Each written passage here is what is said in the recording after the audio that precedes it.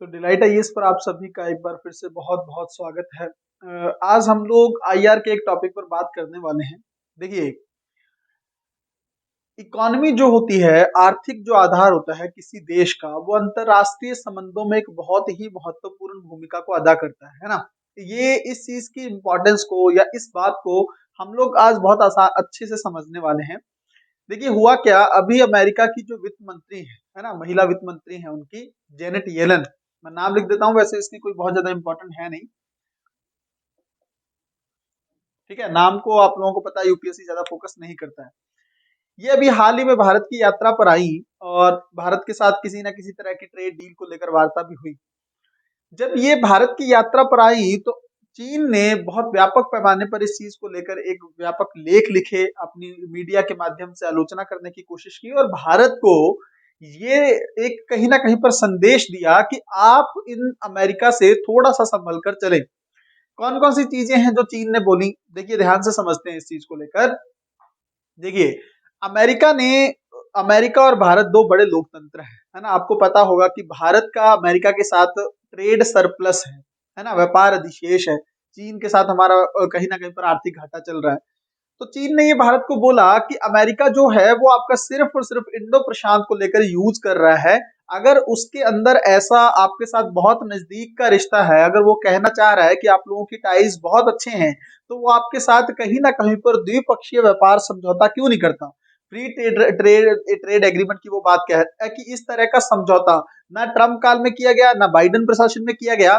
जब ये दोनों चीजें नहीं आपके स्तर पर हो पा रही हैं, तो किस बात की आर्थिक नजदीकियों की आप लोग बात कर रहे हैं। और उसके अलावा उसने ये भी बोला कि अगर अमेरिका आपके साथ कोई इस तरह का भी आर्थिक समझौता करे जिससे वो अपनी मार्केट को आपके लिए खोल दे, तब भी कहीं ना कहीं पर हम आपको आपके और इसके रिश्ते, अमेरिका और भारत के रिश्ते को मजबूती के आधार पर समझ सकते हैं इन चीजों को लेकर। तो चीन के इस तरह के आरोप अमेरिका पर लगाना और भारत को इस तरह के संदेश देने से हम लोग क्या समझ सकते हैं, हमें ये देखना है। देखिए, इस टॉपिक में जो आज हम लोग डिस्कस करने वाले हैं, ध्यान से समझिए इस चीज को। किसी भी देश की अर्थव्यवस्था जो है ना, वो अंतरराष्ट्रीय संबंधों में एक बहुत ही महत्वपूर्ण भूमिका अदा कर सकती है। इसको लेकर हम लोग थोड़ा सा अच्छे से समझने का प्रयास करेंगे। देखिए, कोई भी देश है अंतरराष्ट्रीय संबंध क्यों विकसित करता है, ध्यान से समझिए। आईआर या अंतरराष्ट्रीय संबंधों की जरूरत है क्या। सबसे पहले आपको ये देखना है कि कोई देश, देखिए कुछ चीजें जो हैं हमारे पास अच्छी हैं, है ना, संसाधनों को लेकर। कुछ चीजें हैं जो उन देशों के पास है। तो दो देश आपस में कहीं ना कहीं पर कुछ आदान प्रदान कर अपने आप को बेनिफिट पहुंचाना चाहते हैं, पहली चीज ये। ठीक है ना। खुद का ही एक, देखिए अंतरराष्ट्रीय संबंधों में सबसे ज्यादा इंपॉर्टेंट कोई चीज होती है तो वो राष्ट्र हित होता है ना। इसी के बेस पर डिसीजन लिए जाते हैं। इस चीज को आप याद रखेंगे, बहुत बार यूपीएससी के जो आंसर्स हैं उसमें आपको इस लाइन को मेंशन करना ही होगा कि अंतरराष्ट्रीय संबंधों में बाकी कोई चीज मैटर नहीं करती है, राष्ट्रहित। भारत इवन जब तक अपने राष्ट्रहित हमारे कहीं ना कहीं पर संतुष्ट हो रहे हो, तभी हम उस तरह के संबंधों के साथ आगे बढ़ते हैं, है ना। तो राष्ट्रहित के चलते कोई भी देश किसी अन्य देश के साथ संबंधों को विकसित करता है। कई तरह के आधार हो सकते हैं। दूसरा, राजनीतिक तौर पर देखेंगे तो कहीं ना कहीं पर राजनीतिक समर्थन भी हमें चाहिए होता है। आर्थिक तौर पर अगर देखेंगे तो जैसे मैंने बोला ना, कुछ आर्थिक संसाधन है, कुछ आर्थिक चीजें हैं जो उन लोगों के पास ज्यादा है, जो हमारे पास ज्यादा है। इस तरह से कहीं ना कहीं पर एक आदान प्रदान का आधार तैयार कर हम अपने संबंधों को विकसित करते हैं। अब इन सब चीजों को लेकर एक सबसे बड़ी चीज निकल कर आती है, वो है रणनीतिक आधार। ठीक है, ये तो चाहिए ना। अब देखिए ना, जब से आप सोचिए कि राष्ट्र राज्य का कॉन्सेप्ट आया है 14वीं 15वीं शताब्दी से, तब से लेकर अगर आप देखेंगे तो विश्व का जो एजेंडा रहा है, कुछ ना कुछ ध्रुव इसमें बनते रहे। एक समय था जब ब्रिटेन ने एक तरीके से पूरे विश्व पर राज किया, है ना। पर 1950 का जब दौर आता है तो ब्रिटेन जो है वो कहीं ना कहीं पर सुपर शक्ति के रूप में नहीं रहता, और उसके बाद में दो धड़े निकल कर आते हैं, अमेरिका और सोवियत संघ। और इन दोनों के बीच में लगातार टकराव चलता रहता है, और उसी का नतीजा होता है कि सोवियत संघ का 1979 मतलब 89 के टाइम पर विघटन हो जाता है। 1990 का जो दौर है, सोवियत संघ टूट जाता है कई टुकड़ों में, और उसके बाद विश्व पर एकमात्र ध्रुव के रूप में कौन स्थापित होता है, अमेरिका। अगर आप देखेंगे कि ये चीजें जब लगातार इवॉल्व होती रहती है, कुछ ना कुछ पैमाने पर चेंज आते रहते हैं, तो सबसे ज्यादा जरूरी क्या हो जाता है, रणनीतिक आधार आपका क्या है है ना। रणनीतिक स्ट्रेटेजिक पॉइंट ऑफ व्यू से भी कोई देश रणनीतिक संबंध विकसित करता है, इसको ध्यान से समझेंगे कि देखिए गुटबंदी करनी भी एक समय पर जरूरी हो जाती है। एक समय पर चल रहा था अमेरिका और सोवियत के संघ के बीच में, और आज आप क्या देख रहे हैं, अमेरिका और चीन के बीच में चल रहा है ना, एक कहीं ना कहीं पर अप्रत्यक्ष शीत युद्ध आपको देखने को मिल रहा है या नहीं मिल रहा। अमेरिका ज्यादा से ज्यादा चाह रहा है कि उसके पाले में देश रहे, चीन भी चाह रहा है कि ज्यादा से ज्यादा उसके पाले में रहे, और किस तरह के धड़ जो हैं, दो धड़े विकसित होते चले जा रहे हैं। अगर आप मोटा मोटा अंदाजा लगाएंगे तो अमेरिका नाटो देशों के साथ आगे बढ़ रहा है ना। अमेरिका नाटो देशों के साथ आगे बढ़ रहा है और भारत से अपेक्षा कर रहा है कि भारत उसके गुट में शामिल हो। और इधर आप देखेंगे तो चीन जो है वो कहीं ना कहीं पर रूस, ईरान और तुर्की जैसे देशों के साथ आगे बढ़ रहा है, और मध्य एशिया के कई देशों के साथ उसके जो रिश्ते हैं वो मजबूत होते चले जा रहे हैं। चीन भी भारत से अपेक्षा कर रहा है कि भारत जो है चीन के पक्ष में रहे।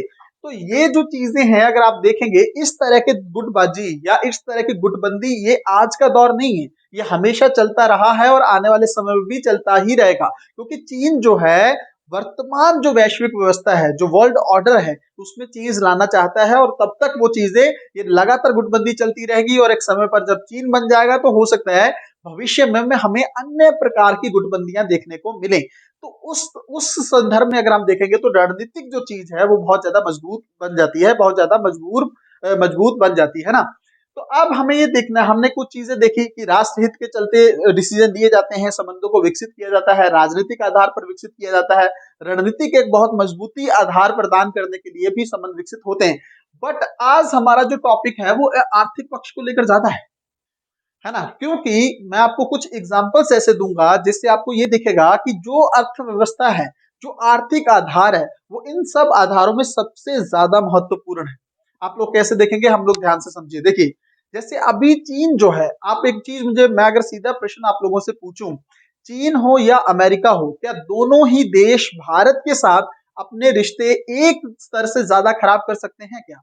क्योंकि भारत की इकोनॉमी बहुत बड़ी है, भारत के साथ आर्थिक संबंध दोनों ही देशों के बहुत बेहतर है। तो ऐसी स्थिति में कोई भी देश भारत को नजरअंदाज नहीं कर सकता। अब मैं आपको कुछ चीजें बताता हूँ फ्यूचर पास्ट को लेकर। अगर आप देखेंगे कि 1990 का जो दौर था, है ना, 1990 से पहले अमेरिका के साथ भारत के बिल्कुल अच्छे रिश्ते नहीं थे, कहीं ना कहीं पर बहुत ज्यादा टकराव था संबंधों को लेकर। और मैं अगर ये कहूं कि विश्व के अन्य देश भी भारत को पूरी तरह से नजरअंदाज कर रहे थे, तो इसमें भी कुछ गलत नहीं होगा, है ना। काफी हद तक ये चीजें सही ही साबित होती दिखेगी कि भारत को उतना सीरियस नहीं लिया गया। तो फिर 1990 के बाद क्या हुआ? 1990 में आपने देखा होगा कि भारत में आर्थिक संकट आया, है ना, इकोनॉमिक क्राइसिस आया। हमारा जो बैलेंस ऑफ पेमेंट सिस्टम था वो गड़बड़ा चुका था पूरी तरीके से, और भारत कहीं ना कहीं पर दिवालियापन के कगार पर आकर खड़ा हो गया था। ऐसी स्थिति में जब भारत ने आईएमएफ से और वर्ल्ड बैंक से लोन लिया, तो उसके बाद सिचुएशन बदली। और सिचुएशन बदलने से क्या हुआ कि 2000 तक हम लोगों ने, सन 2000 तक हम लोगों ने मैक्सिमम जो ऋण थे वो आईएमएफ और वर्ल्ड बैंक के वापस कर दिए। और उसके बाद आपने देखा होगा लगातार भारत की इकोनॉमी बहुत तेजी से ग्रो करती रही। कहीं ना कहीं पर आप देखेंगे कि नरसिम्हा राव प्रधानमंत्री थे उस समय, और वित्त मंत्री थे मनमोहन सिंह। तो राव मनमोहन मॉडल जो था उस समय लागू किया गया था, आर्थिक कहीं ना कहीं पर आर्थिक सुधारों को लेकर था। कुछ नहीं था उस मॉडल में, उस मॉडल में मैक्सिमम इन चीजों को लेकर किया गया था। आईएमएफ और वर्ल्ड बैंक ने भारत पर कुछ शर्तें आरोपित की थी कि आपको लोन तभी मिलेगा, क्योंकि इन दोनों संस्थाओं पर अमेरिका का वर्चस्व था ना। तो इसलिए अमेरिका ने अपनी तरफ से कुछ शर्तें लगाई, और उसके उन शर्तों के तहत ये था कि भारत अपनी मार्केट को, अपने बाजार को ज्यादा से ज्यादा ओपन करे, है ना, तभी हम लोग जो हैं हमसे ट्रेड करे भारत। उससे पहले आप लोगों ने देखा होगा 1990 तक भारत की अर्थव्यवस्था बंद अर्थव्यवस्था के तौर पर रही, लेकिन बाद में भारत की अर्थव्यवस्था को ओपन किया गया, खुला अर्थव्यवस्था के रूप में तब्दील किया गया, और कहीं ना कहीं पर यही इस तरह की शर्तें जो है भारत पर लाद दी गई ऋण लेने के लिए। भारत ने की, क्योंकि भारत के पास कोई रास्ता नहीं था, इसलिए राव मनमोहन मॉडल जो था वो लागू किया गया, भारत की इकोनॉमी को ओपन किया गया, और 2000 के बाद लगातार भारत की इकोनॉमी जो है वो बहुत तेजी से वर्क थी। अब ये चीजें मैं क्यों यहाँ पर डिस्कस कर रहा हूं, क्योंकि उसके बाद बाकी देशों के नजरिए में, उसके बाद देशों की सोच में भारत को लेकर बदलाव आने लगा। आप देखिए किस तरह से अमेरिका जो है, जो भारत पर परमाणु टेस्ट करने पर, परमाणु परीक्षण करने पर लगातार 2 बार प्रतिबंध आरोपित कर चुका था, उसी अमेरिका ने 2005 में भारत के साथ परमाणु समझौता किया। आप समझ सकते हैं किस तरह का एक सरप्राइजिंग फैक्ट था ये उस समय के दौरान, कि अमेरिका भारत को अब यूरेनियम की आपूर्ति करेगा। तो कहीं ना कहीं पर वही अमेरिका जो भारत पर प्रतिबंध आरोपित कर रहा था, लगातार भारत पर प्रतिबंध लगा रहा था कि आप परमाणु परीक्षण मत करें, आप परमाणु टेस्ट नहीं कर सकते, इस तरह की चीजें लगातार अमेरिका ने की। लेकिन 2005 में अमेरिका भारत के साथ आया, क्यों? एकमात्र कारण था अर्थव्यवस्था,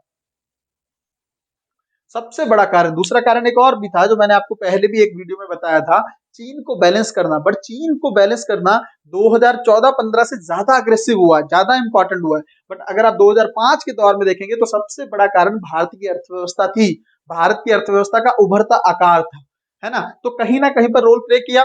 और इसी दौरान भारत के चीन के साथ भी थोड़े बहुत अच्छे संबंध विकसित होने शुरू हुए।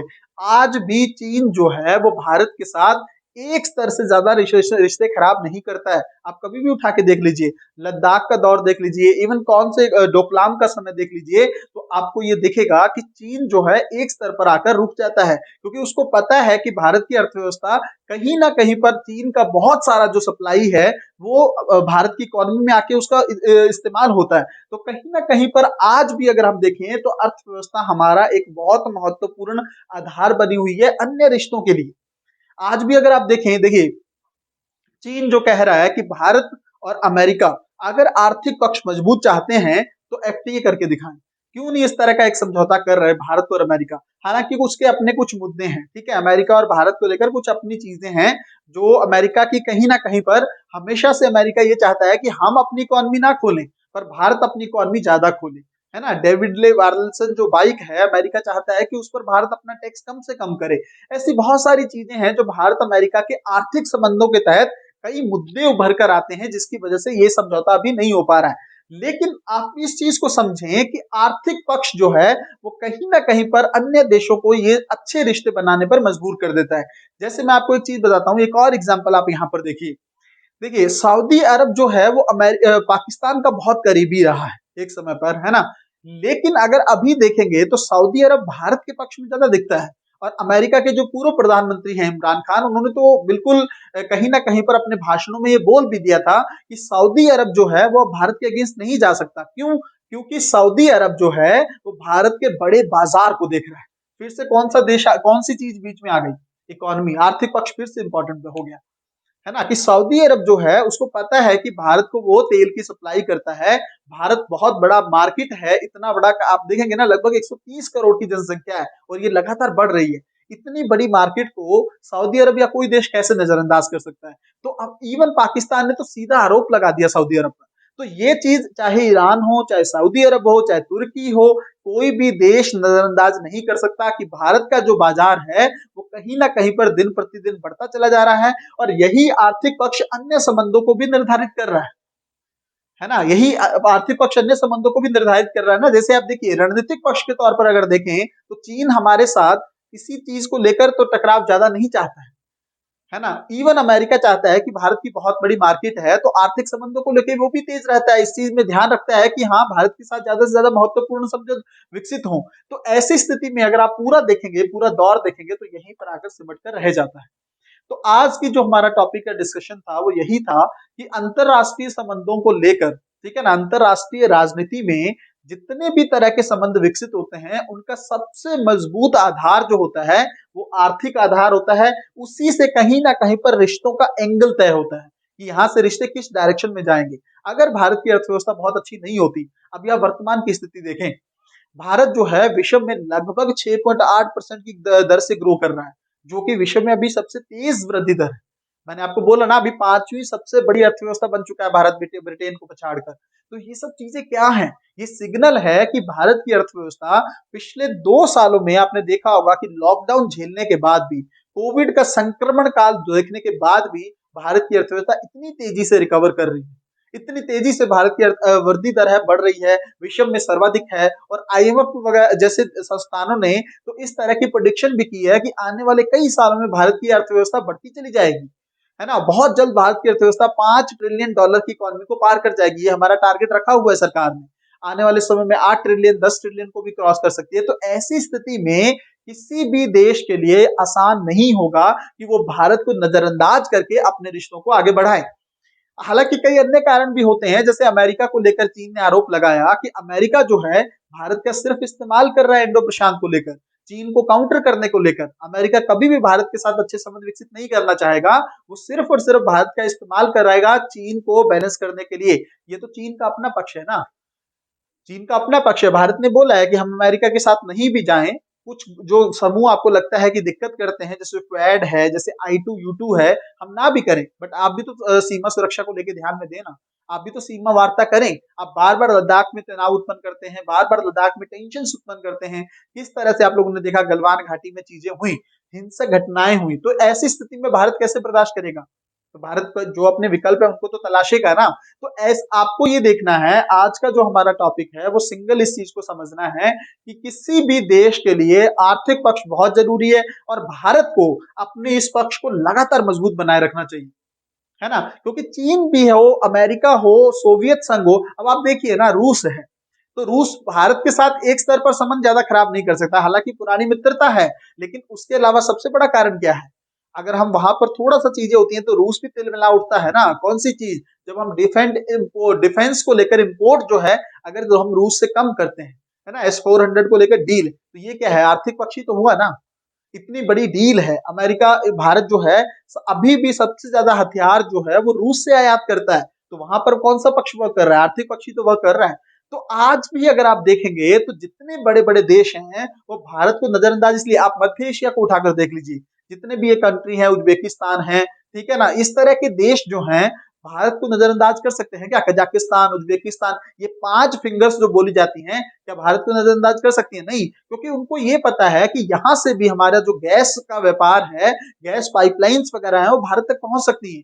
तो आज आज ऐसा नहीं है, ऐतिहासिक तौर पर भी ये चीज देखी गई है, वर्तमान में भी देखी जा रही है, और आने वाले समय में भी ये लगातार ये पक्ष जो है वो इंपॉर्टेंट बना रहेगा। तो बस इसी चीज को लेकर मुझे आप लोगों से डिस्कस करना था, क्योंकि अमेरिका ने ये सब बातें बोली थी, तो कहीं ना कहीं पर इस चीज को लिंक करना बहुत ज्यादा जरूरी हो गया था कि आर्थिक पक्ष जो है वो किसी भी देश के लिए अंतरराष्ट्रीय संबंधों का किस तरह से मजबूत आधार तैयार करने में सक्षम है। तो मिलते हैं अगली वीडियो में, तब तक अपना ध्यान रखें, अपनी पढ़ाई को बहुत अच्छे तरीके से करते रहें। बहुत बहुत धन्यवाद।